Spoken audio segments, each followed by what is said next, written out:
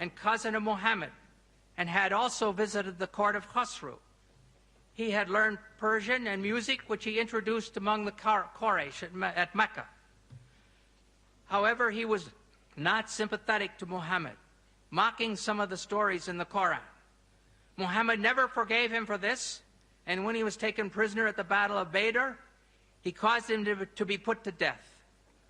In summary, we see that 1. Arabs living in Mecca and Medina in 600 had political and economic relations with people from Ethiopia, Yemen, Persia, and Byzantine.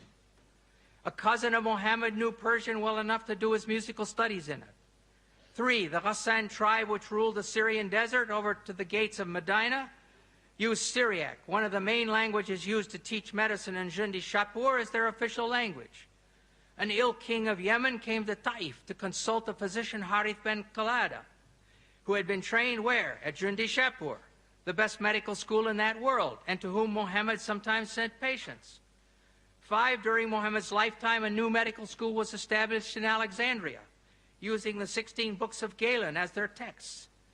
This all shows that there was ample opportunity for Muhammad and the people around him to have heard of the embryological theories of Aristotle, Hippocrates, and Galen when they went to seek treatment from Harith ben Qalada and other local doctors.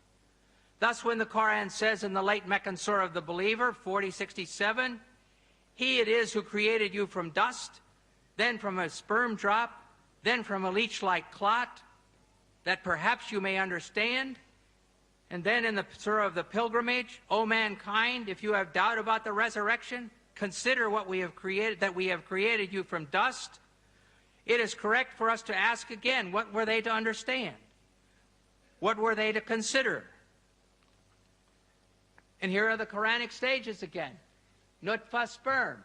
Alaka, clot. Mudaga, piece of meat. Adam, bones. And 5, dressing the bones with muscles. The answer is very clear. They were understanding and considering that which was common knowledge, the embryological stages as taught by the Greek physicians. I don't mean that Muhammad's listeners all knew the names of the Greek physicians, but they knew the embryological stages of the Greek physicians. They believed that the male sperm mixed with the female menstrual blood to cause it to clot, and this became the baby. 2, they believed there was a time when the fetus was formed and unformed. 3, they believed the bones formed first and then were covered with muscle. Allah was using that common knowledge as a sign encouraging the listeners and readers to turn to Him. The trouble is that this common knowledge was and is not true. Arab physicians after Muhammad. We must now look at 2 well-known physicians from the period after Muhammad. Obviously, they had no effect on the Quran, but they demonstrated that faith in the embryological ideas of Aristotle, Hippocrates, and Galen continued among the Arabs right up to the 1600s. If the correct translation of alaka is leech-like substance, as modern Muslims like Shabir Ali claim, there is no place where these post-Quranic doctors said so. In fact, it's just the opposite. The ideas of these Greek physicians were being used to explain the Quran, and the Quran was quoted to enlighten the meaning of the Greek physicians. The human being takes its origin from 2, this is speaking about Ibn Sina, or Avicenna. The human being takes its origin from 2 things. The male sperm, which plays the part of factor. The female sperm, first part of the menstrual blood, which provides the matter. Thus we see that Ibn Sina gave the female semen exactly the same role that Aristotle had assigned to the menstrual blood. It is difficult to overstate the importance of Ibn Sina as a scientific and philosophical authority for the pre-modern Europeans. Then we're going to look at Ibn Qayyim al-Jawziyah. Ibn Qayyim took full advantage of the agreement between Quranic revelation and Greek medicine. This is not very clear, probably, but the Hippocrates is in purplish, and the Quran is in bold type, green, and the Hadith is in purple, and commentaries are in red, and his own thoughts in sort of a blue-green.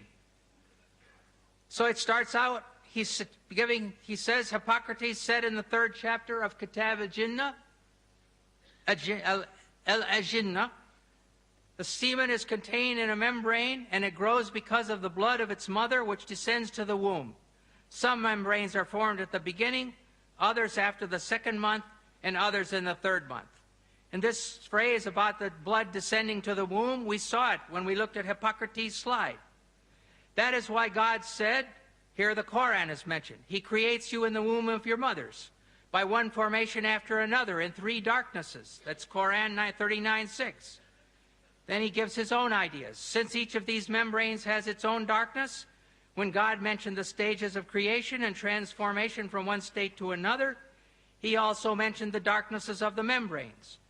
Most commentators explain, and here are the words of the commentators, it is the darkness of the belly, and the darkness of the womb, and the darkness of the placenta. In a second example, we read, Hippocrates said, the mouth opens up spontaneously, and the nose and ears are formed from the flesh. The ears are opened, and the eyes, which are filled with a clear liquid. The prophet used to say, I worship Him who made my face and formed it and opened my hearing and eyesight, and so forth.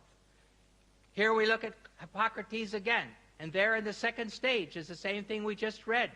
Ibn al-Qayyim is quoting Hippocrates and speaks of the mother's blood descends around the membrane.